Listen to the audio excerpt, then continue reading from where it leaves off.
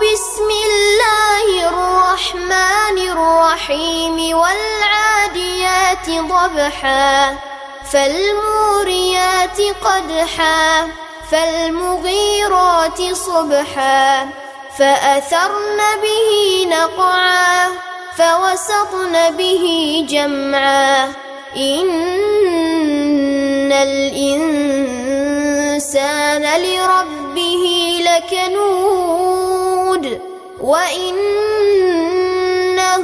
على ذلك لشهيد وإنه لحب الخير لشديد أفلا يعلم إذا بعثر ما في القبور وحصل ما في الصدور إن ربهم. அஸ்ஸலாமு அலைக்கும் வரஹ்மத்துல்லாஹி வபரகாத்துஹு. பெருமதிப்பிற்கும் மரியாதைக்கும் உரிய எல்லாம் வல்ல அல்லாஹுவின் நல்லடியார்களே, அருமை பெரியோர்களே, தாய்மார்களே, சகோதர சகோதரிகளே, இந்த நிகழ்ச்சியில் மறுமையை மறந்த மனிதனின் நிலை என்ற தலைப்பினை எனக்கு வழங்கியிருக்கிறார்கள். நாம் வாழுகிற இந்த உலகில் நம்முடைய வாழ்க்கையை எவ்வாறு அமைத்து கொள்ள வேண்டும் என்பதற்கான சரியான வழிகாட்டுதல்களை படைத்த இறைவனாகிய அல்லாஹுவின் புறத்திலிருந்து மட்டும்தான் நாம் அறிந்து கொள்ள முடியும். முதலாக உலகத்திற்கு அல்லாஹுவால் வழங்கப்பட்ட முதல் கட்டளையும் அதுதான். நபி ஆதம் அலைஹிஸ்ஸலாம் அவர்களையும் நம்முடைய தாயார் ஹவ்வா அம்மையார் அவர்களையும் சுவன பூங்காவிலிருந்து பூமி பந்திற்கு அனுப்பி வைத்த பொழுது அல்லாஹு ரப்புல் ஆலமீன் சொன்ன கட்டளையும் இதுதான். குல்னா இஹ்பிது மின்ஹா ஜமீஆ ஃபஇம்மா யஅதியன்னகும் மின்னி ஹுதன் ஃபமன் தபிஅ ஹுதாய ஃபலா ஹவுஃபுன் அலைஹிம் வலா ஹும் யஹ்ஸனூன். நீங்கள் அனைவரும் இங்கிருந்து செல்லுங்கள், உங்களுக்கு என்னிடமிருந்து வழிகாட்டுதல் வரும். எனது வழியினை யார் பின்பற்றுகிறாரோ அவருக்கு எந்த கவலையும் இல்லை, எதற்கும் அவர் அஞ்ச மாட்டார் என்று அல்லாஹ் ரப்புல் ஆலமீன் சொல்லி அனுப்பினார். நான் காட்டுகிற வழிமுறைகளைத்தான் நீங்கள் பின்பற்ற வேண்டும்.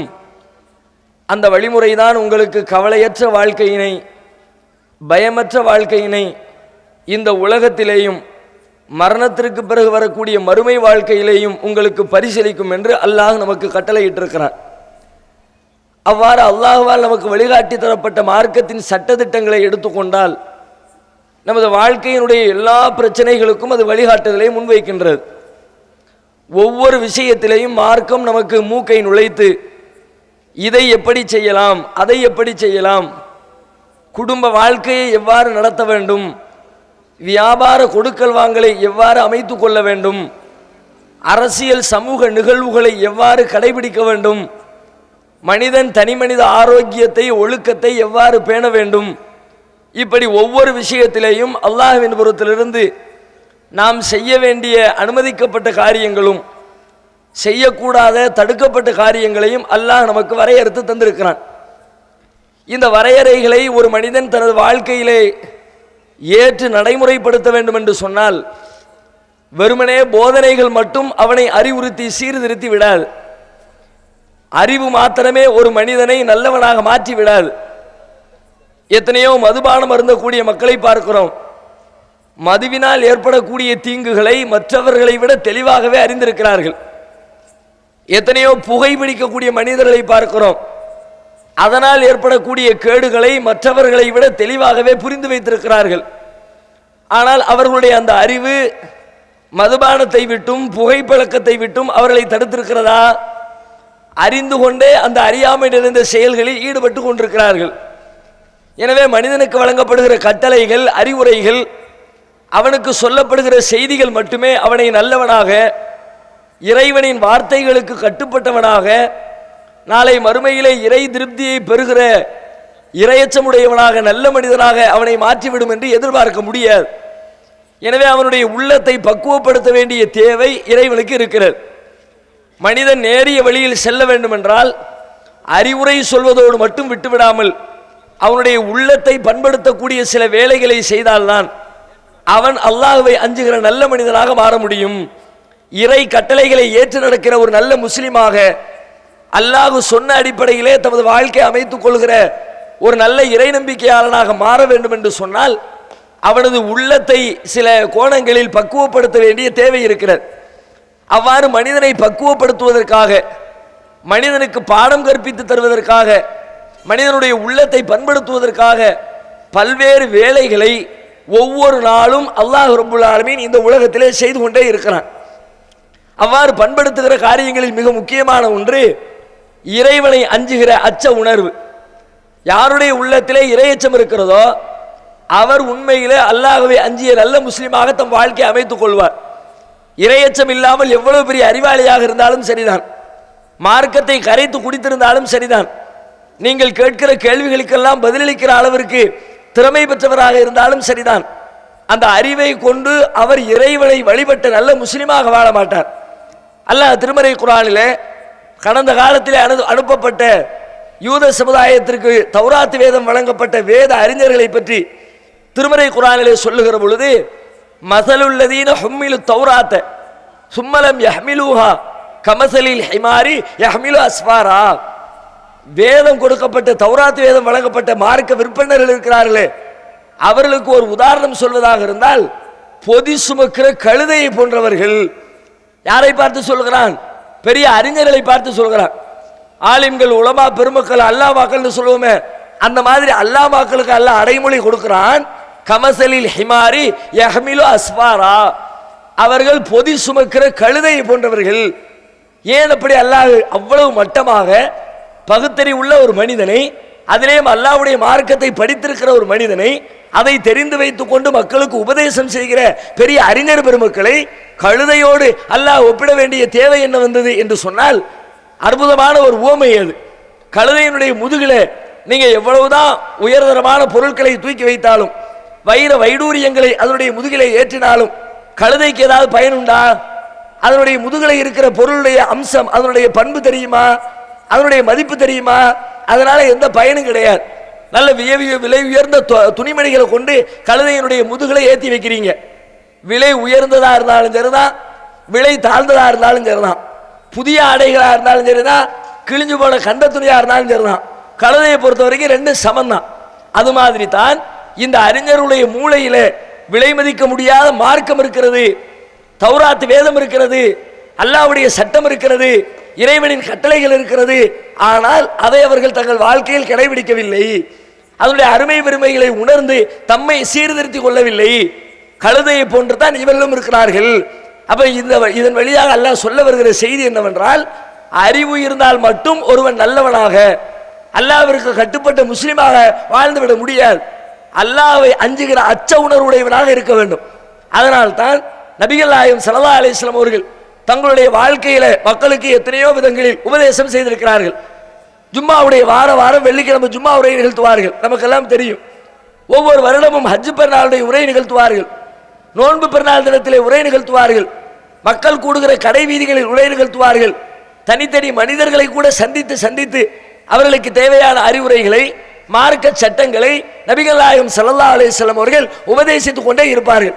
நபிகள் நாயகத்தினுடைய சொற்பொழிவுகள், இந்த உபதேசங்களை பற்றி நபி தோழர்கள் அறிவிக்கிறார்கள். அல்லாஹ்வுடைய தூதர் நிகழ்த்திய எந்த அறிவுரையாக இருந்தாலும், எந்த சொற்பொழிவாக இருந்தாலும், அந்த சொற்பொழிவிலே 3 திருமறை வசனங்களை தவறாமல் குறிப்பிடுவார்கள்.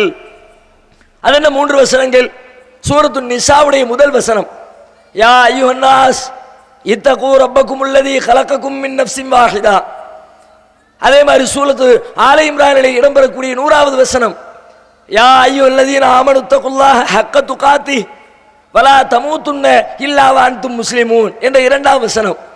சூரத்துல் அஹ்ஸாபிலே இடம்பெற்றிருக்கிற 3வது வசனம், யா அய்யுஹல்லதீன ஆமனு தகுல்லாஹ வ கூலு கௌலன் சதீதா. 3 வசனங்கள். இந்த 3 வசனத்துக்கு என்ன பொருள்? யா அய்யுஹன்னாஸ், மனிதர்களே, இத்தகூ ரப்பக்குமுல்லதீ கலக்கக்கும் மின் நஃப்ஸின் வாஹிதா, உங்களை ஒரே ஒரு ஜீவனிலிருந்து, ஒரே ஒரு மனிதனிலிருந்து உங்கள் அனைவரையும் படைத்த உங்கள் இறைவனை நீங்கள் அஞ்சிக் கொள்ளுங்கள். யா அய்யுஹல்லதீன ஆமனு தகுல்லாஹ ஹக்க துகாத்தி, இறை நம்பிக்கையாளர்களே, அல்லாஹ்வை நீங்கள் அஞ்ச வேண்டிய விதத்தில் அஞ்சிக் கொள்ளுங்கள். யா அய்யுஹல்லதீன ஆமனு தகுல்லாஹ வ கூலு கௌலன் சதீதா, மூமின்களே அல்லாஹ்வை பயப்படுங்கள் சொல்கின்ற சொற்களை தெளிவாக சொல்லுங்கள். 3 வசனமும் என்ன சொல்கிறது? மனிதர்களே அல்லாஹ்வை பயப்படு, மூமின்களே அல்லாஹ்வை பயப்படுங்க, இறை நம்பிக்கையாளர்களே அல்லாஹ்வை பயப்படுங்க, அல்லாஹ்வை பயப்படு, அல்லாஹ்வை பயப்படு, அல்லாஹ்வை பயப்படு. இந்த ஒரே கருத்தை நபிகள் நாயகம் எல்லா உரையிலும் சொல்வார்களாம். இந்த இறையச்சத்தை பற்றி பேசாமல் ஒரு வார ஜும்மா கூட நபிகள் நாயகம் நிகழ்த்தியது கிடையாது. ஒரே ஒரு பெருநாள் குத்துபா நிகழ்த்தியது கிடையாது. ஒரு ஹஜ் பெருநாளிலே உரை நிகழ்த்தியது கிடையாது. வேறு எந்த சபையிலையும் நபி அவர்கள் இந்த 3 வசனங்களையும் குறிப்பிடாமல் உரை நிகழ்த்தியதே கிடையாது என்று சொல்கிறார்கள் என்றால், அப்படி இந்த வசனங்கள் சொல்லப்பட வேண்டிய தேவை என்ன? என்ன சொல்லிவிட்டது? அல்லாஹ்வை பயப்படு என்பது எல்லா உரையிலும். இன்றைக்கே நாம் உரை நிகழ்த்துகிறோம். எல்லா உரையிலையும் ஒரே சப்ஜெக்டை பேசினா மக்கள் கேட்பார்களா? முதல் வார ஜும்மாவில் பேசுறார், மக்களே தொழுது கொள்ளுங்கள், ஐவேளை தொழுகை அல்லாஹ் கடமையாக்கி இருக்கிறான். 2வது வார ஜும்மா, மனிதர்களே தொழுகை நிலைநாட்டுங்கள், அல்லாஹ் தொழுமாறு கட்டளையிட்டு இருக்கிறான். 3வது வார ஜும்மா, முமின்களே தொழ வேண்டும், தொழாவிட்டால் கடமையான தண்டனை இருக்கிறது. 4வது வார ஜும்மா, இஸ்லாமியர்களே தொழுவுங்கள், தொழாவிட்டால் நரகம்தான். 5வது வாரம் பழைய காரியம் குத்பாவுக்கு ஏன் முடியட்டும்பா, தொழுக ஆரம்பிக்குதோ போய்க்குவோம், ஏன் என்னத்தை ஆரம்பிச்சாலும் மக்களே தொழுவுங்கள், மூமின்களே தொழுவுங்கள், முஸ்லீம்களே தொழுவுங்கள், இறைநம்பிக்கையாளே தொழுவுங்கள். அவர் சொல்லி சொல்லி நமக்கு மனப்பாடம் ஆயிடுச்சு, அவர் சொல்ல தேவையில்லை, அந்த முடிவுக்கு வந்து விடுவார்கள். என்ன காரணம்? ஒரே விஷயத்தை திரும்ப திரும்ப அரைப்பதை மக்கள் விரும்புவதில்லை. ஆனால் நபிகள் நாயகம் ஸல்லல்லாஹு அலைஹி வஸல்லம் அவர்கள் எந்த உரை நிகழ்த்தினாலும் எந்த தலைப்பில் பேசினாலும் இந்த 3 வசனங்களை, இறை அச்சத்தை பற்றி பேசுகிற செய்திகளை திரும்ப திரும்ப மக்களுக்கு சொல்லிக்கொண்டே இருக்கிறார்கள் என்றால் சொல்ல வேண்டிய அவசியம் என்ன? நாங்கள் சொல்லக்கூடிய இந்த செய்தி உங்களுக்கு பயனளிக்க வேண்டும் என்றால் அல்லாஹ்வுடைய அச்சம் உங்கள் உள்ளத்தில் இருந்தால் மட்டும்தான் இந்த செய்தி உங்களுக்கு பயன் தரும். இல்லாட்டி ஏதோ பொழுதுபோக்கு உட்கார்ந்துட்டு போன மாதிரி, ஒரு பட்டிமன்றத்தில் நேரம் கழித்தது மாதிரி, ஏதோ ஒரு செய்தியை தெரிஞ்ச அறிவாளியாக நீங்கள் மாறிக்கொள்ளலாமே தவிர, நான் சொல்லக்கூடிய தகவல்கள் உங்கள் உள்ளத்தை பண்படுத்தி அதனை ஏற்று உங்கள் வாழ்க்கையில் கடைபிடிக்க வேண்டும் என்று சொன்னால் கண்டிப்பாக அல்லாஹ்வுடைய அச்ச உணர்வு உங்களுக்கு இருந்தாக வேண்டும். அதைத்தான் நபிகள் நாயகம் நமக்கு மறைமுகமாக இந்த செய்தியின் வழியாக சொல்லித் தருகிறார்கள். அது மட்டுமில்லை, திருமறை குர்ஆன் உலக மக்களுக்கு நேர்வழி காட்டக்கூடிய வேதம், எல்லோருக்குமே தெரியும். குர்ஆனும் பல இடங்களில் அப்படித்தான் சொல்கிறது. உலக மக்களுக்கு நேர்வழி காட்டுவதற்காக அல்லாஹ்வின் புறத்திலிருந்து அருளப்பட்டிருக்கிற வேதம் இது. இதை படிச்ச எல்லாரும் நேர்வழி பெற்று விட்டார்களா? எத்தனையோ முஸ்லிம் அல்லாத தலைவர்கள், இலக்கிய மேதைகளாக போலப்படுகிறவர்கள் கடந்த ஒரு 15-20 ஆண்டுகளுக்கு முன்பு தமிழகத்தினுடைய மீலாது விழா மேடைகளை அலங்கரித்தவர்கள் யார் என்று பார்த்தால், நம்முடைய ஆலிம் பெருமக்களை விட, மார்க்க அறிஞர்களை விட இலக்கிய பேச்சாளர்களாக கருதப்பட்டவர்கள், இஸ்லாத்தின் வட்டத்தை விட்டு வெளியில் இருக்கிறவர்கள், கடவுள் மறுப்பாளர்கள், இந்து மத நம்பிக்கையுடையவர்கள், சன்னியாசிகள், சாமியார்கள், அப்படி பல பேர் மீலாது விழா மேடையில் வந்து திருமறை குர்ஆனை பற்றி பேசியிருக்கிறார்கள். குர்ஆன் எப்படிப்பட்ட புத்தகம் தெரியுமா? நபிகள் நாயகத்தை பற்றி பேசியிருக்கிறார்கள். எப்படிப்பட்ட மாமனிதர் தெரியுமா? அவர் இந்த உலகத்திற்கு வழிகாட்ட வந்த தூதர் என்றெல்லாம் உலகத்திற்கு முஸ்லிம்களுக்கு பாடம் நடத்தினார்கள். நடத்தியவர்களுக்கு நேர்வழி கிடைத்ததா? அவர்கள் நடத்திய பாடத்தை கேட்டு நாம் நேர்வழி அடைந்திருக்கிறோம். ஆனால் நமக்கு பாடம் நடத்திய அவர்கள் அல்லாஹ்வை நம்பினார்களா? அல்லாஹ்வுடைய தூதரை ஏற்றுக்கொண்டார்களா? ஒரே ஓரிரை கொள்கையை ஏற்று அதன்படி தங்கள் வாழ்க்கையை அமைத்துக் கொண்டார்களா? மாறவே இல்லை.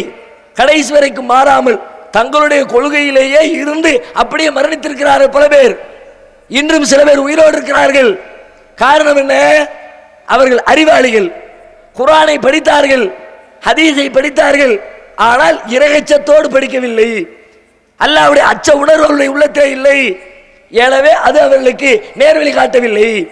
படைத்தவன் ஒருவன் இருக்கிறான், அவன் நம்மை பார்க்கிறான், அவன் கேள்வி கேட்பான், அதற்கு பதில் சொல்ல வேண்டும் என்ற பய உணர்வோடு திருமறை குர்ஆனை அணுகி இருந்தால், அப்படி அணுகுகிற எந்த மனிதனையும் திருமறை குர்ஆன் வழிகேட்டிலே விட்டுவிடாது. நேரான வழியை காட்டி மறுமையின் வெற்றிக்கு அவரை அழைத்து செல்லும் என்பதிலே எந்த சந்தேகமும் இல்லை. அப்படியானால் இந்த செய்தி சொல்ல வருகிற தகவல் என்ன? குர்ஆனில் அல்லாஹ்வே இதை சொல்கிறார். ஹுதல்லில் முத்தகீன். இந்த குர்ஆன் எப்படிப்பட்ட வேதம் தெரியுமா? இரையச்சம் உடையவர்களுக்கு நேர்வழி காட்டுகிற வேதம். அப்போ மனுஷனுடைய உள்ளம் அல்லாஹ்வுடைய அச்சத்தால் இறைவனுடைய பயத்தால் பண்பட்டு இருக்கிற உள்ளம் எதுவோ அந்த உள்ளம் தான் இறைவனுடைய கட்டளைகளை ஏற்று நடக்கிற மனிதனாக அவனை மாற்றி அமைத்துவிடும். இறையச்சம் மனிதனுக்கு நல்ல பாடத்தை தரும், நல்ல படிப்பினைகளை தரும், நேர்வழிகளை அவனை கொண்டு போய் சேர்க்கும். இது ஒன்று. இரண்டாவது என்ன? மரணமும் மரணத்திற்கு பிறகு வரக்கூடிய மறுமை வாழ்க்கையும். இதுவும் ஒரு மனிதனை பண்படுத்தும். இறையச்சம் என்ற அந்த விஷயம் பண்படுத்துவதை விட மரணமும் மரணத்துக்கு பிறகு வரக்கூடிய வாழ்க்கை இருக்குத. ஏன்னா எல்லாரும் அன்றாடம் சந்திக்கின்ற ஒன்று. மரணத்தை மறுத்த ஆளு கிடையாது. உலகத்தில் எதை பத்தி கேட்டாலும் ரெண்டு விவாதம் நடக்கும். சில பேர் சரி என்று சொல்வார்கள், சில பேர் தவறு என்று சொல்வார்கள். எதை கேட்டாலும் சொல்வார்கள். சாராயம் குடிக்கலாமா, குடிக்க கூடாதுன்னு 10 பேர் சொன்னா குடிச்சா எவ்வளவு சூப்பரா இருக்கு தெரியுமில, அப்படியே ஆகாயத்தில் மிதக்கிற மாதிரி இருக்குய்யா. அதனால தானே கடலுக்கு போய் மீனை பிடிச்சி கஷ்டப்பட்டு சம்பாதிச்சுட்டு நைட்டு எல்லாத்தையும் ஊற்றி காலி பண்ணிடலாம். ஒரு நாளைக்கு 1000 ரூபா சம்பாதிச்சா 800 ரூபா குடி. கேட்டா அவன் என்ன சொல்றான்? உழைச்ச உழைப்புக்கு உடம்பு வலிக்கல, உடம்பு வலியெல்லாம் பறந்து போயிருது, ஆகாயத்தில் மிதக்கிற மாதிரி இருக்குது. அதை சரி என்று ஆமோதிக்கக்கூடியவர்கள். மதுபானத்தில், சாராயத்தில், போதைப் பொருளிலே சில நன்மைகள் இருக்கிறது என்று வாதிடக்கூடியவர்களும் இருப்பார்கள்.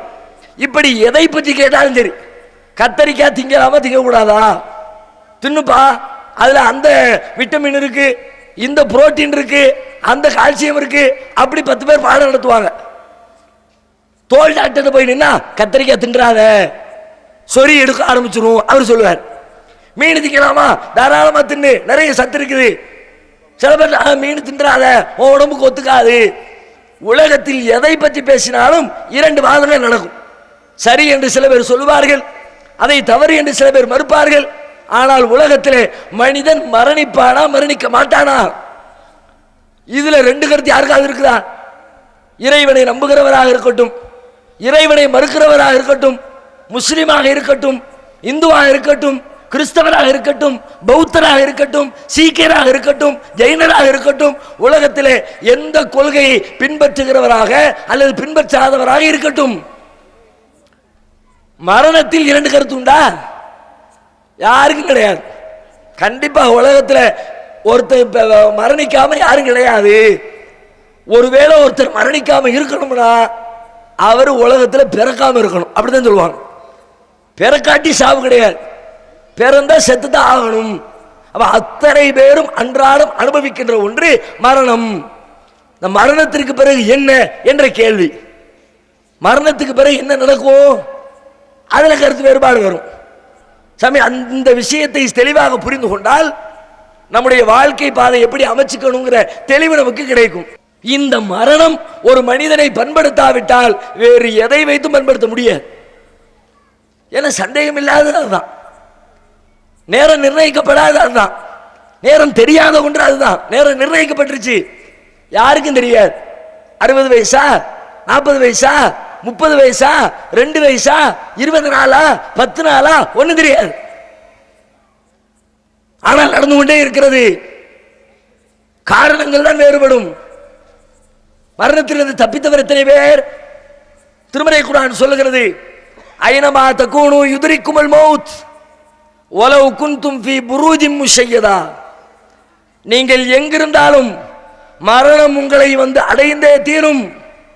உறுதியான கோட்டை கொத்தளங்களில் நீங்கள் இருந்தாலும் சரிதான். மரணத்திலிருந்து தப்பிக்க முடியாதுப்பா, என்னிடத்தில் திரும்பி வந்தாக வேண்டும். கண்ணுக்கு எதிரில் பார், செத்து போகக்கூடிய இந்த வாழ்க்கைக்காக, அற்பமான எப்ப சாவோம் என்பது தெரியாத இந்த வாழ்க்கைக்காக உலக இன்பத்தை அனுபவிக்க வேண்டும் என்று அல்லாஹ் என்னுடைய கட்டளை மீறியா, என்னுடைய சட்ட திட்டங்களுக்கு மாற்றமாக நீங்கள் நடக்கிறீர்களா என்று திருமறை குர்ஆன் நெடுகிலும் அல்லாஹ் கேள்வி எழுப்புகிறான். எத்தனை வருஷம் வாழ போற? மரணத்துக்கு பிறகு என்கிட்ட தானே வந்து ஆகணும். நான் தீர்ப்பு சொல்லுவேனே, நான் உன்னை தண்டிக்காம விடுவேனா? நான் கையாள ஆகாதவனா? சொன்னதை செய்ய முடியாதவனா? இன்னல்லாஹ லா யுக்லிஃபுல் மியாத். அல்லாஹ் வாக்குறுதிக்கு மாற்றம் செய்ய மாட்டான். சொன்னா சொன்னது செய்வேன். தொலாட்டி என்ன தண்டனை சொன்னனோ செத்த பிறகு அது கன்ஃபார்ம். என்னுடைய விதிகளை மீறியவனுக்கு என்னென்ன சட்டதிட்டங்கள் உண்டு, மறுமையில் கடுமையான வேதனை உண்டு என்று வர்ணித்திருக்கிறேனோ கண்டிப்பாக அதை ஏற்படுத்திய தீர்வேன். கண்ணுக்கு எதிரில் பார்த்தும் பாடம் படிக்கலாட்டி நேற்றைக்கு வரைக்கும் நம்மோடு இருந்த எத்தனை பேர் இன்றைக்கு நம்மோடு இல்லையே? அவங்களுடைய நிலைமை என்ன? இன்னைக்கு மரணத்துக்கு பிறகு அவங்களுடைய வாழ்க்கை எப்படி இருக்கும்? ஊரை ஆட்டி படைத்த பல பேர், உலகத்தை ஆட்டி படைத்த பல பேர், ஆது சமூது கூட்டத்தாரை விடவா நம்ம ஊர்ல இருக்கிற ஆட்கள் எல்லாம் அல்லாஹ்வால் முற்காலத்தில் படைக்கப்பட்டிருந்த ஆது சமுதாயம் சமூது சமுதாயத்தை விடவா வளம் கொண்டவர்கள். நம்ம செங்கலை வச்சு வீடு கட்டுறோம், அவன் மலையை குடைஞ்சு வீடு கட்டுறான்.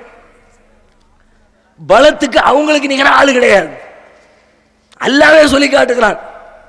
அவங்க பெருமை அடித்தார்கள், எங்களை விட உலகத்தில் பலசாலி எவன்டா இருக்கிறான் என்று அவர்கள் கேட்ட பொழுது அல்லாஹ் அதற்கு மறுமொழி சொல்கிறான்.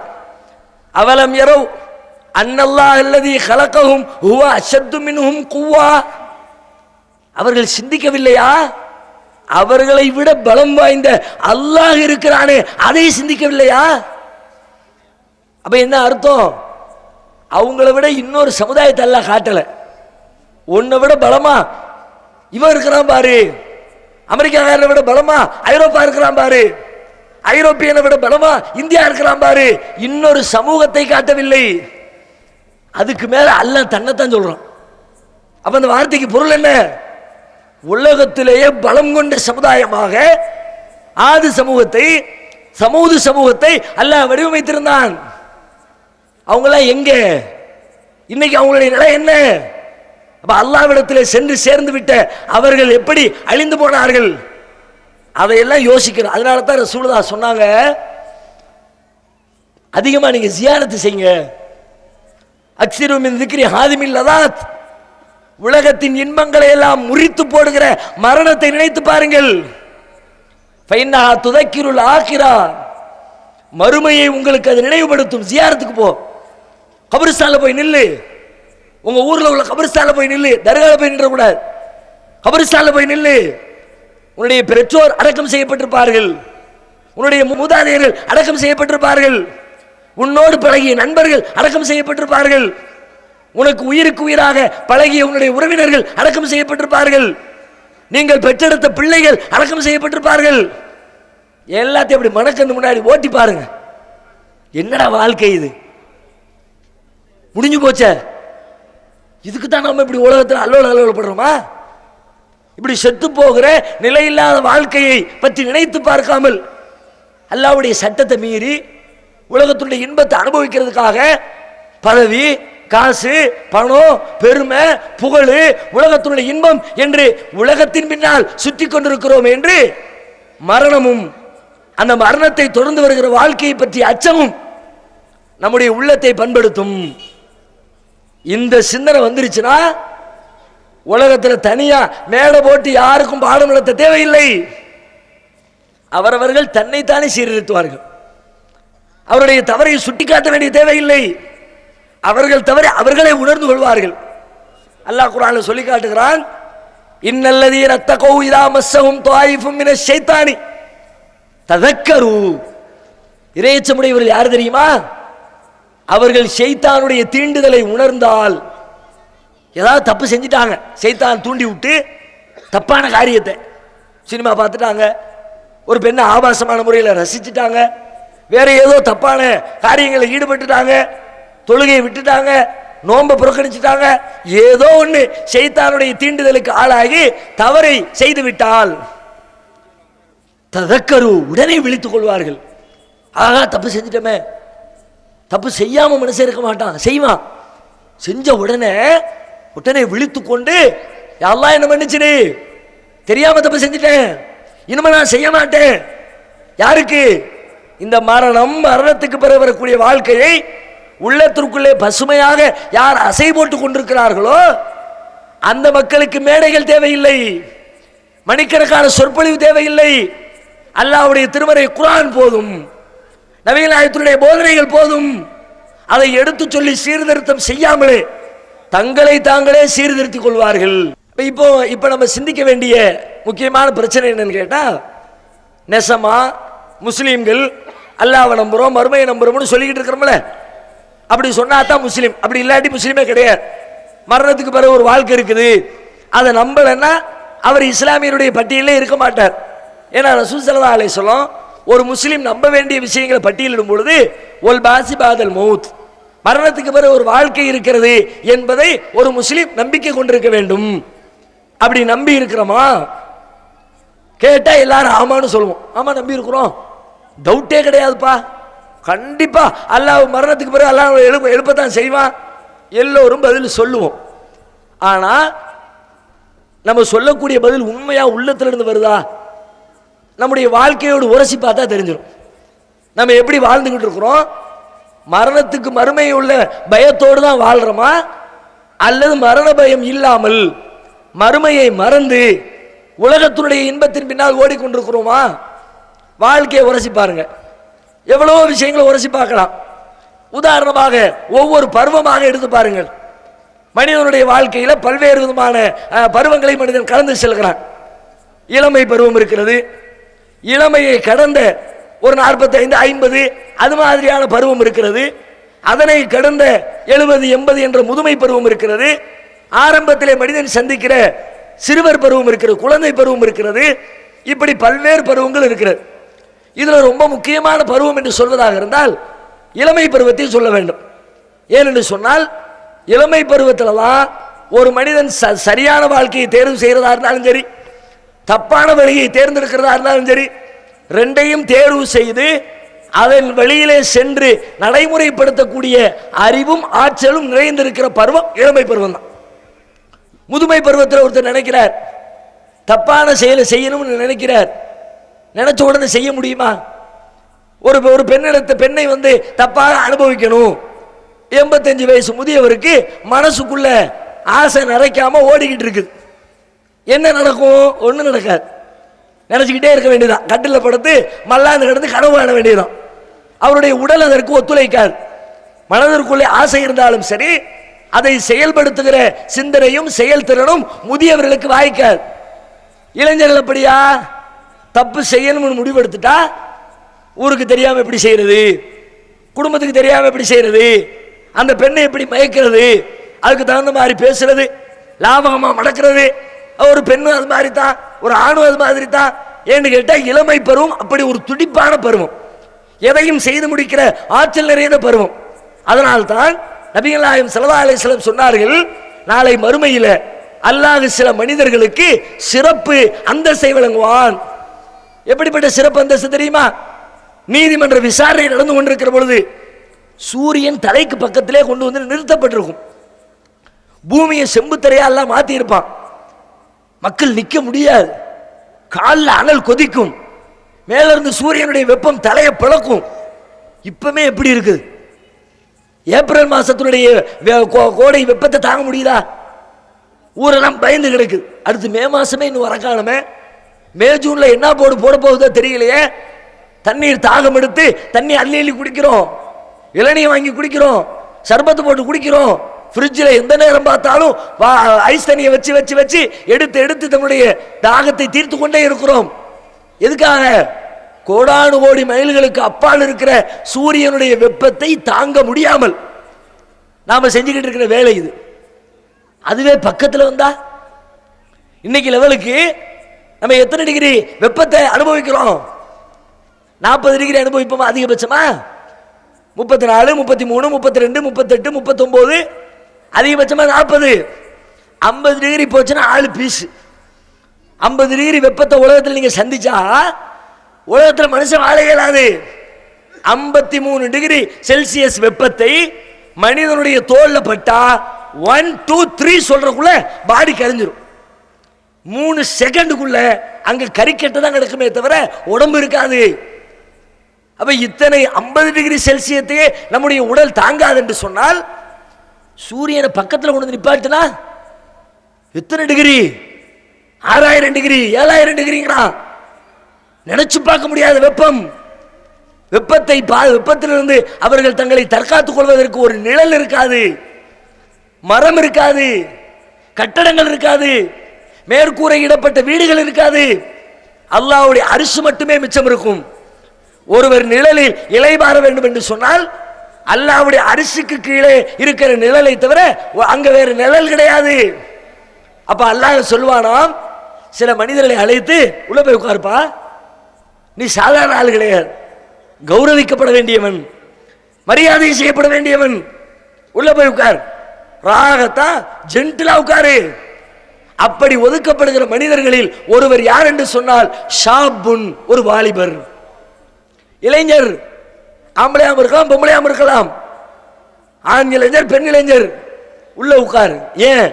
நஷாஃபி இபாதத்தில்லா, உனது இளமை பருவத்திலே அல்லாஹ்வுடைய வழிபாட்டிலே உன் இளமையை நீ கழித்திருக்கிறாய். முதுமையில போய் பள்ளிவாசலே கதியா கிடக்கிற பெரிய விஷயம் கிடையாது. இளமை பருவத்தில் கிடக்கிறானா, அதுதான் இப்ப பாராட்டுக்குரிய செய்தி. இளமையில அவனுடைய மனசை கெடுக்கிற 1000 வேலை இருக்குது.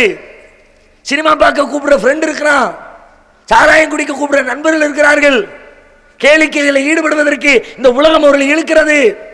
உலகத்தை சம்பாதிப்பதற்குரிய பொருளாதார மோகம் அனைத்துமே அவனை கட்டி இழுக்கிற பொழுது அதற்கு இடம் கொடுக்காமல், உலக மோகத்திலே மீழ்ந்து விடாமல், பெண்ணாசையிலே மறைந்து விடாமல், பதவி சுகத்திலே அழிந்து விடாமல், எனக்கு பதவி தேவையில்லை, பொருள் தேவையில்லை, உலகத்துடைய இன்பம் தேவையில்லை, இந்த இன்பங்களை எல்லாம் விட படைத்த இறைவனுடைய திருப்தி தேவை என்று இளமை பருவத்தை அல்லாஹ்வின் வழிபாட்டிலே நீ கழித்திருக்கிறாய், எனவே உனக்கு நான் சிறப்பு மரியாதை தருகிறேன் என்று அரிசிக்கு கீழே அவரை அல்லாஹ் அமர்த்தி வைப்பான். இந்த இளைஞர்களுடைய இன்றைய நிலை என்ன? தமிழ்நாட்டில் யோசிச்சு பாருங்க. மரணத்தை பற்றி நினைப்போடு வாழ்கிறார்களா, மறுமையை மறந்து வாழ்கிறார்களா? மறுமையை மறந்தவர்களுடைய எண்ணிக்கை நாளுக்கு நாள் அதிகரித்துக் கொண்டே இருக்கிறது. சில பேர் தங்களுடைய சொந்த ஆதாயத்திற்காக பதவி அனுபவிக்கணும், நமக்கு பின்னாடி ஒரு பெரிய கூட்டம் வேண்டும் என்பதற்காக வேண்டி இளைஞர்களை மூளை செலவை செய்கிறார்கள். மறுமையினுடைய பயம் இல்லாத காரணத்தினால அவங்களுடைய அந்த தப்பான வாதங்களுக்கு மயங்கி போய் அவங்க சொல்லக்கூடியதெல்லாம் சரிதான், பின்னாடி ஆட்டு மந்தைகளை போய் ஓடிக்கொண்டிருக்கிறார்கள். குர்ஆன் ஹதீஸை சொல்லக்கூடிய இந்த இயக்கம் வளர்ந்துச்சு. ஆரம்பத்தில் ஒண்ணும் இல்லாம இருந்துச்சு. 25 வருஷத்துக்கு முன்னாடி மாநில அளவில் பொதுக்கூட்டம் கூடுனா நீங்க ஒரு பெரியப்பட்டினம் கிளையில போட்டிருக்கிற கூட்டம் கூட இருக்காது. இன்றைக்கு பெரியப்பட்டினத்தில் நடக்கிற பொதுக்கூட்டம் ஒரு மாநாட்டை மிஞ்சுகிற நிலையில் பெரும் கூட்டமாக இருக்கிறது. ஆனால் 25 ஆண்டுகளுக்கு முன்பு மாநிலம் தழுவிய கூட்டம் நடத்துவார்கள். 100 பேர், 200 பேர், 500 பேர், 1000 பேர் அமர்ந்திருப்பார்கள். அப்படிப்பட்ட நிலையில் இருந்த இந்த சமூகத்தை குர்ஆனை சொல்லி, அல்லாஹ்வின் சட்டத்தை சொல்லி, நபிகளாரின் போதனையை சொல்லி அதன்பால் அவர்களை வென்றெடுத்து கொஞ்சம் கொஞ்சமாக இந்த இயக்கம் வளர்ந்து வளர்ந்து வளர்ந்து தமிழகத்திலே ஏகத்துவத்திற்கென்று ஒரு தனி முத்திரையை அல்லாஹ் இன்றைக்கு ஏற்படுத்தி கொடுத்திருக்கிறான். இதனை பார்த்து பொறுக்க முடியாத சில பேர், என்னடா அவங்களுக்கு கூட்டம் கூடிக்கிட்டே இருக்கு, நமக்கு ஒரு கூட்டத்தை ரெடி பண்ணுவோம், இந்த கூட்டத்தை உருவாக்க வேண்டும் என்று இந்த இயக்கத்தில் இருக்கிற யாரும் பாடுபடவில்லை. இந்த இயக்கத்தை பொறுத்தவரை கூட்டத்தை மையப்படுத்திய இயக்கம் கிடையாது. ஒருத்தர் கூட தேவையில்லை. ஒரே ஒரு மனிதர் மாத்திரம் ஏகத்துவத்தை ஏற்றுக்கொள்கிறார். மொத்த மக்களும் ஏகத்துவத்திற்கு எதிராக நின்றால் மக்களை தூக்கி கடாசி விட்டு அந்த ஒரே ஒரு மனிதரை கொண்டு இந்த இயக்கத்தை நடத்தி செல்லுகிற நிலையில் தான் இந்த இயக்கத்தை அல்லாஹ் வடிவமைத்து தந்திருக்கிறான்.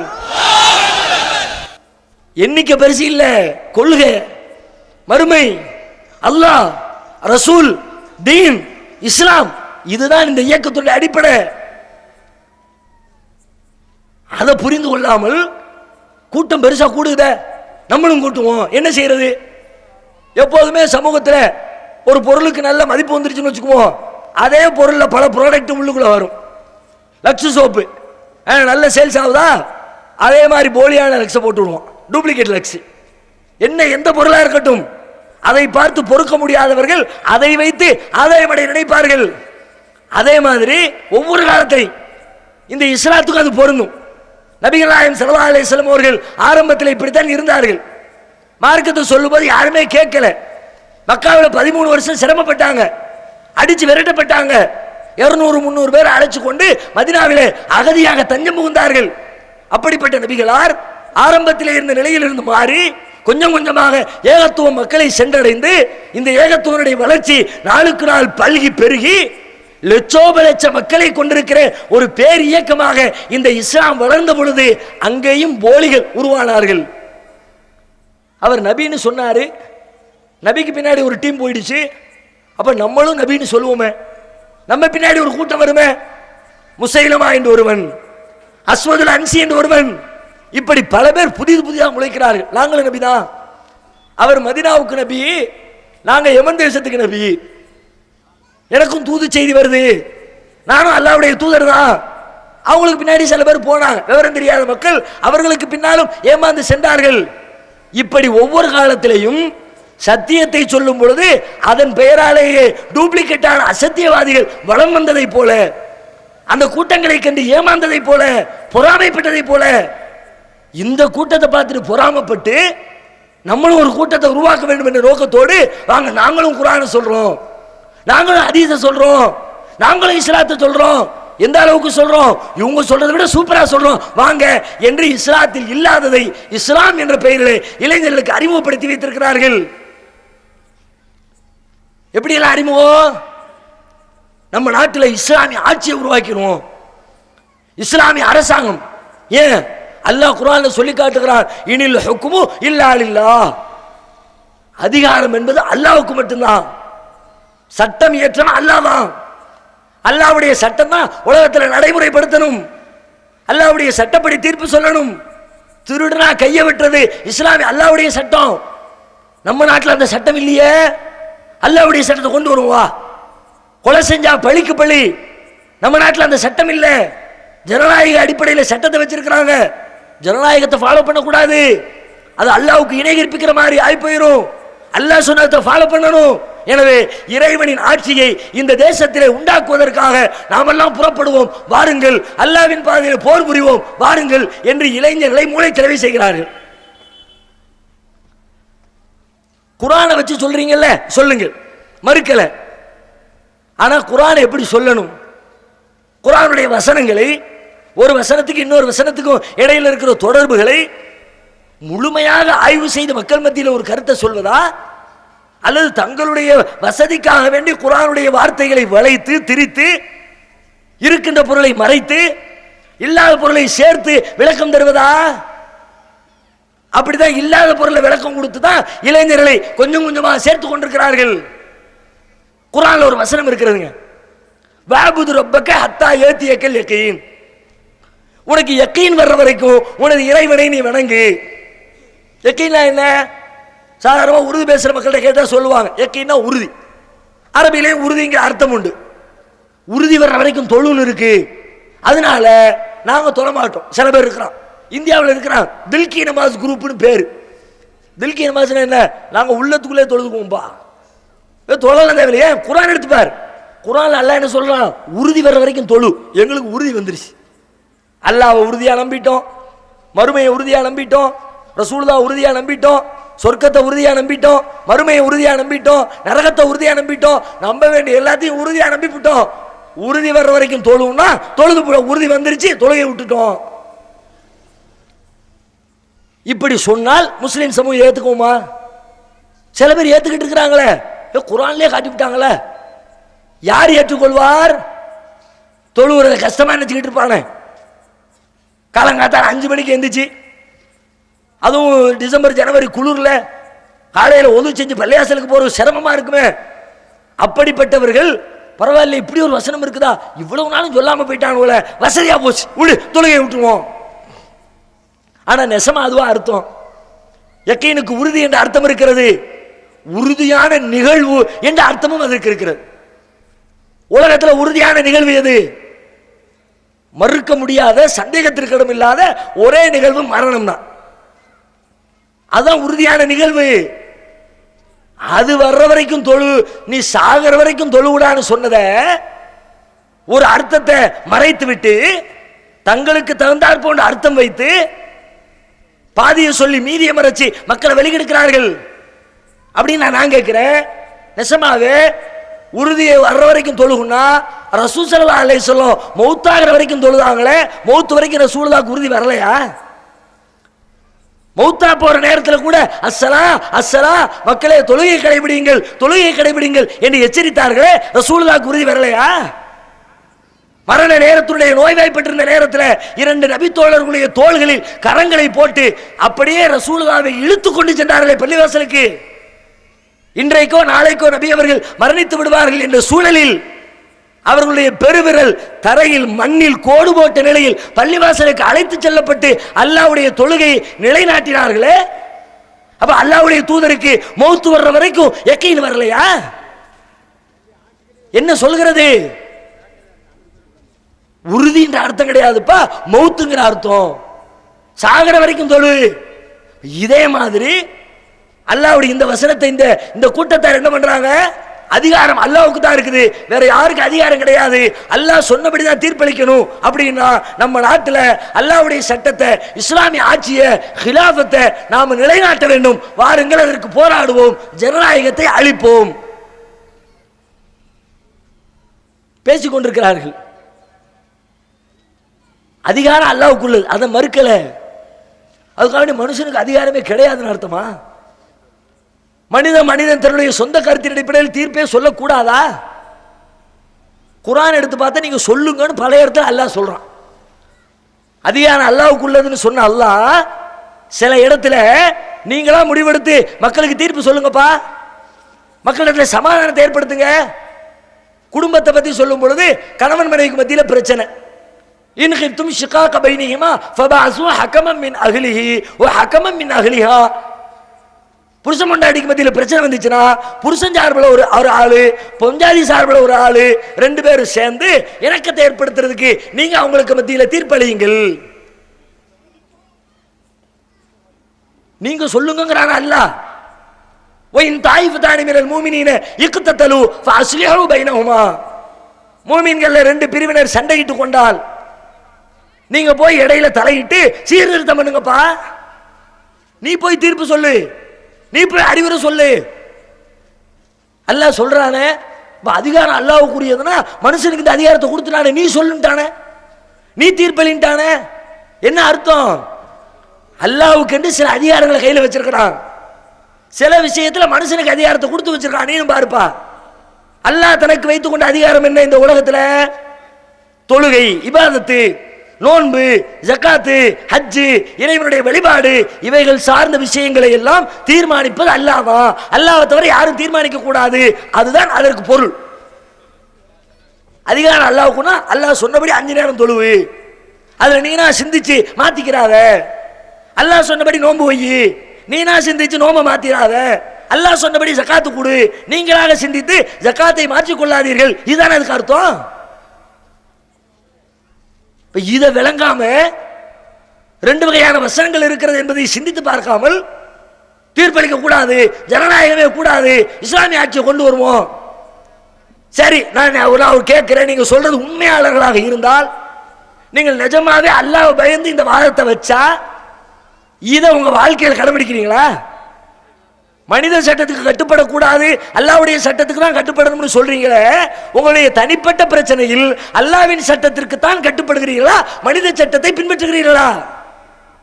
உங்க செல்போனை ஒருத்தன் திருடிட்டு போயிட்டான், என்ன செய்வீங்க? போலீஸ்ல போய் கம்ப்ளைண்ட் கொடுக்க கூடாது. ஜனநாயகம் சிரிக்காச்சு உங்களுக்கு தான். போலீஸ் யார் வச்சா? கவர்மெண்ட் வச்சு. சட்டத்தை யார் போட்டா? மனுஷன் போட்டு வச்சிருக்கான். போலீஸுக்கு போட்டு வச்சிருக்கிற சட்டம் நம்ம நாட்டில் அல்லாஹ் போட்டு கொடுத்த சட்டமா? ரசூலுல்லாஹ் போட்டு கொடுத்த சட்டமா? யார் போட்ட சட்டம்? நம்ம ஆளுகிற ஆட்சியாளர்கள் போட்ட சட்டம். போலீஸ் ஸ்டேஷன் ஏன் போகாத? பஸ்ல ஏறி பயணம் பண்ணும்போது டிக்கெட் எடுப்பீங்களே, எடுக்கக்கூடாது. ஏன்? பஸ்ஸை உருவாக்குறது, அதுக்கு இவ்வளவு டிக்கெட் நிர்ணயிச்சது, அந்த சட்டத்தை போட்டது யாரு? பெரியப்பட்டினத்துல ராமநாதபுரம் போறதுக்கு இத்தனை ரூபா டிக்கெட்டு. ஜனநாயக அடிப்படையில் போடப்பட்ட சட்டம்ல. நாங்கெல்லாம் டிக்கெட் எடுக்க மாட்டோம்லப்பா, நாங்கள் ஏரோப்ளேன்லயே டிக்கெட் எடுக்காம பயணம் பண்ற ஆட்கள் அப்படின்னு கமாண்ட் அடிச்சுட்டு நீ ஏறி உட்காரு. இது மாதிரி உங்க தனிப்பட்ட வாழ்க்கையில செய்றீங்களா? பணம் கொடுத்து, பைசாவை கொடுத்து சாமான் வாங்குறீங்க, கொடுக்கல் வாங்கல் செய்றீங்க. இந்த பணத்தை நீங்க கொடுக்கலாமா? முதல்ல 500 ரூபா 1000 ரூபா காசு பணத்தை கொடுக்க முடியுமா? ஏன்? பணத்துக்குன்னு நாட்டில் மதிப்பு உண்டா? அதுல கவர்னர் சைன் வச்சிருக்கிறார், ரிசர்வ் பேங்க் கவர்னர் ஒப்புதல் கொடுத்திருக்கிறார். இந்த பேப்பருக்கு 1000 ரூபாய் மதிப்பு, இந்த பேப்பருக்கு 500 ரூபாய் மதிப்பு, இந்த பேப்பருக்கு 50 ரூபாய் மதிப்பு. அவர் போட்ட மதிப்புனால அதற்கு மதிப்பு வந்ததா? இயற்கையில் அந்த பொருளுக்கு மதிப்பு வந்துச்சா? இயற்கையில் மதிப்பு இல்ல. அப்ப நீ கவர்னருக்கு கட்டுப்பட்ட, ரிசர்வ் பேங்க் வங்கி ஊழியருக்கு கட்டுப்பட்ட. அப்படிப்பட்ட நீங்க சிந்திச்சு பாருங்க. நம்ம நிஜமாவே ஜனநாயகம் கூடாது, இறை சட்டத்தை நடைமுறைப்படுத்த வேண்டும், அதுதான் உங்களுடைய நோக்கம் என்று சொன்னால் உங்களுடைய தனிப்பட்ட வாழ்க்கையில் இறை சட்டத்தை தான் கடைபிடிக்கிறீர்களா? ஜனநாயகத்தை கடைபிடிக்காமல் புறக்கணித்து விட்டு இதை சொன்னால் நீங்க சொல்லக்கூடிய வாதத்திலேயாவது உண்மையாளர்களா இருக்கிறீங்கன்னு எடுத்துக்கலாம். இன்னும் சொல்வதா இருந்தா, இஸ்லாமிய அல்லாத நாடுகள், இஸ்லாமிய அரசாங்கம் இல்லாத தேசங்களாக இருந்தால் அங்க சில விஷயங்கள்ல அவங்க போடக்கூடிய சட்டத்துக்கு நீங்க கட்டுப்பட்டு நடங்கள் என்று மார்க்கமே நமக்கு சொல்லுகிறது. நபி யூசுப் அலைஹிஸ்ஸலாம் ஒரு மன்னருக்கு கீழே வேலை பார்த்தாங்க, அங்குள்ள பொருளாதார அமைச்சராக இருந்தாங்க. அந்த நாடு இஸ்லாமிய நாடு கிடையாது, இஸ்லாமிய சட்டத்தை ஃபாலோ பண்ணல. ஆனால் அந்த நாட்டில் உள்ள சட்டத்தின்படி யூசுப் அலைஹிஸ்ஸலாம் நிதி மந்திரியாக பணியாற்றினார்களே. அப்ப நீங்க போகிறது நெசமா குர்ஆன் சொல்லக்கூடிய சட்டம் தானா? யோசிங்க. போர் செய்வோம், ஜனநாயகத்தை அழிச்சு போட்டு இஸ்லாமிய ஆட்சியை உண்டாக்குறதுக்காக வாங்க ஜிஹாது செய்வோம் அழைப்பு விடுக்கிறார்கள். எப்படி அழைப்பு? உணர்ச்சியை தூண்டிவிட்டு. எப்போதுமே உணர்ச்சியை தூண்டினா வேலைக்காகாது, அறிவை தூண்டு, சிந்தனையை தூண்டு. அல்லாஹ்வுடைய வார்த்தையை சொல்லி, ரசூலுல்லாஹ்வுடைய வார்த்தைகளை சொல்லி சிந்தனையை தூண்டுங்கள். ஜிஹாது ஜிஹாது என்று ஜிஹாது செய்வதற்கு அழைப்பு விடுத்தீர்களே.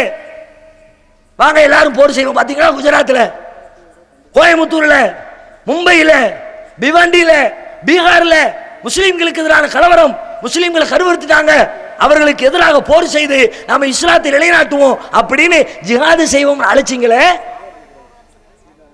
அதுக்கு குர்ஆனுடைய வசனங்கள் எல்லாம் காட்டுவாங்க. பாத்தீங்களா, அல்லாஹ் குர்ஆன்ல என்ன சொல்றான்? வமாலக்கும் லா துகாத்திலூன ஃபீ சபீலில்லாஹ், அல்லாஹ்வுடைய பாதையில் போர் புரியாமல் இருப்பதற்கு உங்களுக்கு என்ன நேர்ந்தது? வல் முஸ்தலாஃபீன மினர் ரிஜாலி வன் நிசாய் வல் வில்தானி அல்லதீன யகூலூன ரப்பனா அக்ரிஜ்னா மின் ஹாதிஹில் கரியத்தில் ஸாலிமி அஹ்லுஹா. பலகீனமானவர்கள், ஆண்கள், பெண்கள், குழந்தைகள், முதியவர்கள், அவங்க எல்லாம் பாதிக்கப்பட்டு, யா அல்லாஹ் இந்த அநியாயக்கார ஊர்ல இருந்து எங்களை வெளியேற்றுன்னு அல்லாஹ்விடத்துல கையேந்தி கஷ்டப்பட்டுக்கிட்டு இருக்கும்போது நீ அல்லாஹ்வுடைய பாதையில போர் செய்யாம இருக்கிறிய, உனக்கு என்னப்பான்னு இருந்துச்சு? அல்லாஹ் கேட்கிறான் குர்ஆன்ல. இந்த வசனத்தை தூக்கி காட்டி இளைஞரிடத்துல அல்லாஹ் போர் செய்ய கூப்பிட்டுட்டான், வா போர் செய்ய போவோம். போர் செய்ய வேண்டும். யாரு செய்யணும்னு அல்லாஹ் சொல்லலையா? எப்ப செய்யணும்னு அல்லாஹ் சொல்லலையா? நோன்பு வைக்கணும் அல்லாஹ் சொன்னான். சாயங்காலம் மகரிப் 6 மணியில இருந்து காலையில சுபு 5 மணி வரைக்கும் நான் நோன்பு வைக்கிறேன்னு சொன்னா உலகத்தில் எந்த முஸ்லீமாவது ஒத்துக்குவோமா? அல்லது நைட்டு 10 மணியில இருந்து காலையில 5 மணி வரைக்கும் தூங்குற நேரத்தில் நான் நோன்பு வச்சிடறேன், ஒத்துக்குவோமா? என்ன சொல்லுவோம்? இப்ப நோன்பு வைக்க சொன்னா அல்லாஹ், அந்த அல்லாஹ் எப்ப வைக்கணும்னு சொன்னாமல, தொலை சொன்னா அல்லாஹ் எப்ப தொழுகணும்னு சேர்த்து சொன்னாமல, அது மாதிரி ஜிஹாது செய்ய சொன்ன அல்லாஹ் எப்பொழுது செய்ய வேண்டும் என்பதை சொல்லி இருக்கிறானே, அதை சொன்னீங்களா உங்களுடைய இளைஞர்களுக்கு? எப்ப செய்யணுங்கிற விவரத்தை சொல்லல, யாரு செய்யணுங்கிறத சொல்லல. ஒரு கவர்மெண்ட் செய்ய வேண்டும், ஒரு அரசாங்கம் செய்ய வேண்டும், அதற்குரிய படைபலத்தை உருவாக்கி வைத்திருக்கிற நிர்வாக அரசு இயந்திரங்கள் தான் போர் செய்ய வேண்டும் என்று அல்லாஹ் சொன்னானே. அதையெல்லாம் வசதியா மறைத்து விட்டு வாங்க போர் செய்வோம், கூட்டம் சேர்த்தாச்சு. சரி, அதை கூட நான் ஏத்துக்கிறேன். ஒரு பேச்சுக்கு சேர்த்தீங்கல்ல, கூட்டம் சேர்த்தீங்கல்ல, இந்த வாலிபர்களை பார்த்து நீங்கள் யாருக்கு பின்னால் செல்கிறீர்களோ அந்த தலைவர்களை பார்த்து நான் கேட்கிறேன், எத்தனை வருடங்களாக இது மாதிரி சொல்லி பயிற்சி கொடுத்து இளைஞர்களை உருவாக்கி வச்சிருக்கிறீங்க? நீங்க பயிற்சி கொடுத்த இளைஞர்கள் ஜிஹாது செய்வதற்காக உருவாக்கப்பட்டதற்கு பிறகுதான் 2002 குஜராத் நடைபெற்றது. அங்க போய் போர் செஞ்சீங்களா? அதற்கு பிறகு எத்தனையோ கலவரங்கள் நாட்டிலே முஸ்லிம்களுக்கு எதிராக நடந்துச்சே, அங்க போய் நீங்க செஞ்சீங்களா? ஒரு பக்கம் செய்யலையே. அப்ப என்ன நீங்க என்ன சொல்ல வர்றீங்க? நெசமா மறுமை வாழ்க்கையை பயம் உள்ளுக்குள்ள இருந்துச்சுன்னா நம்ம போற ரூட்டு குர்ஆன் இப்படி சொல்லலையே, அறகுறையா விளங்கி இருக்கிறோமே, தப்பு தவறுமா புரிந்து கொண்டு தவறான வழியில் நடக்கிறோமே. சிந்தித்து பாருங்கள். நாங்கள் சொல்வது தவறாக இருந்தால் நிரூபிக்க வாருங்கள், அழைப்பு விடுக்கிறோம். இந்த கொள்கையில ஜனநாயகம் தவறு என்று சொல்லிக் கொண்டிருக்கிற இயக்க தோழர்களுக்கு அழைப்பு விடுக்கிறேன். நாங்கள் சொல்லுகிற இந்த வாதம் குர்ஆன் அடிப்படையில், ஹதீஸ் அடிப்படையில், இஸ்லாமிய அடிப்படையில் தவறு என்று சொன்னால் நேருக்கு நேராக வந்து அதை பேசி நிரூபிக்க நீங்கள் தயாரா? அழைப்பு விடுக்கிறோம். எத்தனையோ வருடங்களாக அழைப்பு மக்கள் மத்தியில் முன்வைத்துக் கொண்டிருக்கிறோம். யாரும் ஏத்துக்க முன்வரலையே. நீங்க இன்னும் சொல்வதாக இருந்தால், இப்படி உருவாகி இன்றைக்கு வரைக்கும் இந்த கொள்கையை பேசிக் கொண்டிருக்கிறவர்கள் இன்னைக்கு லெவல் என்ன தெரியுமா? அப்படி இதுவரைக்கும் குர்ஆனை ஹதீஸனா சொல்லிக் கொண்டிருந்தவர்கள் இன்றைக்கு அப்பட்டமாக இஸ்லாத்தினுடைய வட்டத்தை விட்டு முஸ்லிம்களை வெளியேற்றுகிற காரியத்தையும் செய்ய ஆரம்பித்து விட்டீர்களே. எந்த ஆதங்கத்தில் பேசுறோம்? கோபம் தான். நானும் உங்களுடைய இந்த கொள்கையில் இருந்தவன் தான். உங்களை போன்று பலரை உருவாக்கியவன் தான். என்னுடைய மதரசாவில் தென்காசியில் நான் படித்துக் கொண்டிருந்த காலத்தில் இதே கொள்கையை பேசக்கூடியவர்களால் நான் ஈர்க்கப்பட்டேன். எனக்கு இது மாதிரியான செய்திகளை போட்டு காட்டினார்கள், கலவரங்களை காண்பித்தார்கள், அதில் உணர்ச்சி தூண்டி கேள்வி கேட்டார்கள், பையத்து வாங்கினார்கள். அல்லாஹ்வுக்காண்டி உயிரை கொடுப்பியா? கொடுக்கிறேன். 20 வயசு 25 வயசு வாலிபனுக்கு அந்த உணர்ச்சி வராதா? வரும். உன்னுடைய சகோதரி இப்படி மானபங்கப்படுத்தப்பட்டிருக்கிறாளே, அவளுக்கு நியாயம் கிடைக்க வேண்டாமா என்று கேட்கிற பொழுது சமுதாய உணர்வுள்ள எந்த இளைஞனும் மறுக்க மாட்டான். வேணும், நியாயம் வேணும். ஓ முஸ்லீம் சகோதரனுடைய கடைகளை தீ வச்சு கொளுத்திருக்கிறான, அதுக்கு பரிகாரம் காண வேண்டாமா என்று கேள்வி எழுப்புகிற பொழுது காணத்தான் வேண்டும். ரத்தம் துடிக்கிற எல்லா இளைஞருடைய உள்ளத்திலே உணர்ச்சி வரும். உணர்ச்சி மட்டுமே தீர்வாகி விடுமா? நானும் அன்றைக்கு உணர்ச்சி வசப்பட்டேன். முதலில் எங்களுடைய மதரசாவில் என்னைத்தான் பிடித்தார்கள்.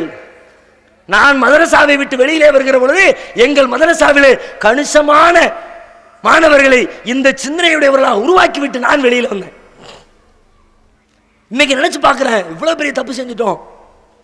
நான் உருவாக்கியவர்கள், நான் பேசி, நான் இந்த கருத்தை சொல்லி, இந்த கருத்தின்பால் என்னால் ஈர்க்கப்பட்டு உள்ள வந்தவர்கள் இன்றைக்கு தமிழ்நாட்டில் பல இடத்துல இருக்கிறாங்க. நினைச்சு வருத்தப்படுறேன், தப்பு செஞ்சிட்டோமே. அறியாமையில குர்ஆனை முழுசா படிக்காம, ஒரு தரப்பு வாதத்தை கேட்டு மறுதரப்பு விஷயங்களை படிக்காமல் தவறிழைத்து விட்டோமே என்ற அந்த வருத்தத்தில் பேசுறேன். மறுமையில் நீங்களும் சொர்க்கம் போடும், நானும் சொர்க்கம் போகணும். நபிகள் நாயகம் சொன்னார்கள், ஒருத்தன் அடுத்தவனுக்கு உதவி செய்யணும்பா, பாதிக்கப்பட்டவனுக்கு உதவி செய், பாதிப்பை ஏற்படுத்தி அநியாயக்காரனுக்கு உதவி செய்யினான். சஹாபாக்களுக்கு ஆச்சரியம். அல்லாஹ்வுடைய தூதரே, பாதிக்கப்பட்டவனுக்கு உதவி செய்யலாம், ஏற்றுக்கொள்கிறேன், நாங்கள் ஏற்றுக்கொள்கிறோம். ஆனா பாதிப்பை ஏற்படுத்தின அநியாயக்காரனுக்கு உதவி செய்யறதுனா எப்படி உதவி செய்யறது? அநியாயத்துக்கு உதவி செய்யறதா ஆகிவிடாதா? அப்பொழுது நபிகள் நாயகம் ஸல்லல்லாஹு அலைஹி வஸல்லம் சொல்லுகிறார்கள், அநியாயக்காரனுக்கு செய்கிற உதவி என்ன தெரியுமா? அவன் செய்கிற அநியாயத்தை செய்ய விடாமல் தடுப்பதுதான் அவனுக்கு செய்கிற உதவி. உங்களுக்கு உதவி செய்யறதுக்கு பேசுறமே தவிர எழுத்து நின்று ஃபைட் பண்ணி மேட்டரே இல்லை. என்ன என்ன கிடைக்க போகுது? அதனால் எங்களுக்கு இந்த உலகத்தில் கிடைக்கிற ஆதாயம் என்ன? பல ஊர்களில் மிரட்டுனீங்க, சில ஊர்களில் அடிச்சீங்க. இதைத்தானே இதை சந்திச்சாங்க. அடிச்சாலும் சரி, புரியாம அடிக்கிற சொல்லத்தான் செய்வோம். நீங்க மட்டுமா அடிச்சீங்க? சுன்னத் ஜமாத் மக்களாக இருந்த பல பேர் அடித்தார்களே. இந்த கூட்டத்தில் அமர்ந்திருக்கிற ஏராளமான ஆண்கள் இப்படி ஏகத்துவத்தை சொல்லுகிற பொழுது அடித்தவர்கள் தானே. இன்னைக்கு அடிச்சாங்க, அடிச்சாலும் சொல்லுவோம்னு திரும்ப திரும்ப சொன்னதன் விளைவாக இன்றைக்கு சத்தியத்தை விளங்குகிற வாய்ப்பை அல்லாஹ் அவர்களுக்கு ஏற்படுத்தி கொடுத்ததை போல உங்களுக்கும் ஏற்படுத்தி கொடுப்பான் என்ற நம்பிக்கையில பேசுறோம். யாரையும் கட்டம் கட்டி இயக்கம் வளர்க்க வேண்டிய அவசியத்தை அல்லாஹ் இந்த ஜமாத்திற்கு ஏற்படுத்தவே இல்லை. அல்லாஹ்வுடைய மார்க்கத்தை சொல்லி வளர்ந்த கூட்டம் இது. நபிகள் நாயகத்தினுடைய போதனைகளை மட்டுமே எடுத்து பேசி வளர்ந்த கூட்டம் இது. சில பேருக்கு இயக்கம் வளர்க்கிறதுக்கு பொது எதிரி தேவைப்படுவார்கள். பொதுவாக ஒரு ஆளை எதிரி மாதிரி கட்டமைச்சு தன்னுடைய இயக்கத்தினுடைய தோழரை உசுப்பேத்தி எல்லாத்தையும் பெல்ட் பண்ணுவாங்க. அப்படி யாரையும் எதிரியாக பாவிக்கல. எதிரியாக பாவித்திருந்தால் இன்றைக்கு இத்தனை பெரிய கூட்டம் இந்த ஏகத்துவ திடலிலே கூடி இருக்காது. நம்ம போற ரூட் கரெக்டா? எல்லாரும் சிந்திங்க. இளைஞர்கள் இப்படி என்று சொன்னால் சமூகத்தில் ஒவ்வொரு பிரிவினரும் ஒவ்வொரு விதத்தில் மறுமையை மறந்து நம்முடைய வாழ்க்கையை, உலகத்தை துளைத்துக் கொண்டிருக்கிறோம், மறுமையை துளைத்துக் கொண்டிருக்கிறோம். உலக இன்பம் உங்களுக்கு கிடைச்சது என்ன? அதை வச்சு ஒரு பில்டப் கொடுத்து பெரிய அரசியல் பதவி ஆதாயம், போலீஸ் ஸ்டேஷன்ல போன காரை தூக்கி போட்டு நாங்க கட்சி உறுப்பினர் வந்திருக்கிறோம். இதனால மறுமையில் கிடைக்கிற லாபம் என்ன? நாம முஸ்லிமா இருக்கிறது இம்மைக்காக இல்லை. எந்த முஸ்லிமுக்கும் இந்த உலகத்துல எந்த நன்மையும் இல்லை, மறுமையில தான் நன்மை. அந்த மறுமையை பாழாக்கி விட்டு இந்த உலகத்தை அழிச்சு விட்டா அல்லாஹ் சொல்லி காட்டுகிறான். زين للناس حب الشهوات من النساء والبنين والقناطير المقنطرة من الذهب والفضة والخيل المسومة والأنعام والحرث ذلك متاع الحياة الدنيا. இந்த உலகத்துல சில விஷயங்களை அல்லாஹ் கவர்ச்சியாக்கி வச்சிருக்கிறான். பொம்பளைங்க, தங்கம், வெள்ளி, குதிரைப்படை, உலகத்துடைய ஆசாபாசம், பதவி மோகம் சொல்லிட்டு சொல்கிறான். ذلك متاع الحياة الدنيا. இவையெல்லாம் இந்த உலகத்துடைய அற்ப சுகங்கள். வல்லாஹு இன்தஹு ஹுஸ்னுல் மஆப். அல்லாஹ்விடத்திலே இதைவிட அழகிய தங்குமிடம் இருக்கிறது. குல் அவு நபியுக்கும் பிகைரின் மின் தாலிக்கும். இதைவிட சிறந்த ஒன்றை உங்களுக்கு சொல்லவா? லில்லதீன தகவ் இன்த ரப்பிஹிம் ஜன்னாத்துன் தஜ்ரீ மின் தஹ்திஹல் அன்ஹார். இறையச்சமுடையவர்களுக்காக தயாரிக்கப்பட்டிருக்கிற சுவர்க்கத்தை வைத்திருக்கிறோம். இரண்டு புறங்களிலும் சலசலத்து ஓடுகிற ஆற்று நீரை கொண்டிருக்கிற சுவன பூங்காது. காலிதீன ஃபீஹா, அங்கே நிரந்தரமாக குடியிருப்பீர்கள். அதன் இன்பத்தை இனிக்க இனிக்க அனுபவிப்பீர்கள். உலகும் ஃபீஹா மா தஷ்தஹீல் அன்ஃபுஸ். உங்களுடைய உள்ளம் எதையெல்லாம் விரும்புகிறதோ அதுவெல்லாம் கிடைக்கும், நினைத்தது நடக்கும். உலகும் ஃபீஹா அஸ்வாஜும் முத்தஹரா. பரிசுத்தமான ஜோடிகள் அங்கே உங்களுக்கு உண்டு. அப்படிப்பட்ட சுவனத்திற்காக இந்த இம்மையை விலை பேசுவதா? அதை விட்டுவிட்டு இந்த அற்ப உலகிற்காக மறுமையின் இன்பத்தை விலை பேசுவதா? அல்லாஹ் சொல்லுகிறான், வல்லதீன ஆமனு வத்தபஅத்துஹும் ذُرِّيَّتُهُم بِإِيمَانٍ أَلْحَقْنَا بِهِمْ ذُرِّيَّتَهُم. யார் இறை நம்பிக்கை கொண்டு உலகத்தில் வாழ்ந்து அவர்களுடைய சந்ததிகளும் அந்த இறை நம்பிக்கையில் அவர்களை பின்தொடர்ந்தார்களோ ரெண்டு பேரையும் சொர்க்கத்தில் சேர்த்து வைப்போம். சொர்க்கத்தில் சேரணுமா, நரகத்தில் கடந்து அவனை நாசமாக்கு இவனை நாசமாக்குன்னு அல்லாஹ்விடத்தில் துஆ செய்யணுமா? மரணத்துக்கு பிறகு வாழக்கூடிய அந்த மறுமை வாழ்க்கையில் வெற்றி எது என்பதை ஒவ்வொரு நிமிடத்திலும் நினைவுபடுத்தி நம்முடைய வாழ்க்கை பாதையை செம்மைப்படுத்தி மறுமையில் வெற்றி பெறுகிற நன்மக்களாக வாழ்வதற்கு முயற்சிக்க வேண்டும். அல்லாஹ் ரப்பல் ஆலமீன் நம் அனைவருக்கும் அதற்குரிய நல்லருளை தந்தருள் புரிவானாக. வாஹிரு தாவானா அல்ஹம்துலில்லாஹி ரப்பில் ஆலமீன். அஸ்ஸலாமு அலைக்கும் வரஹ்மத்துல்லாஹ். அல்லாஹ்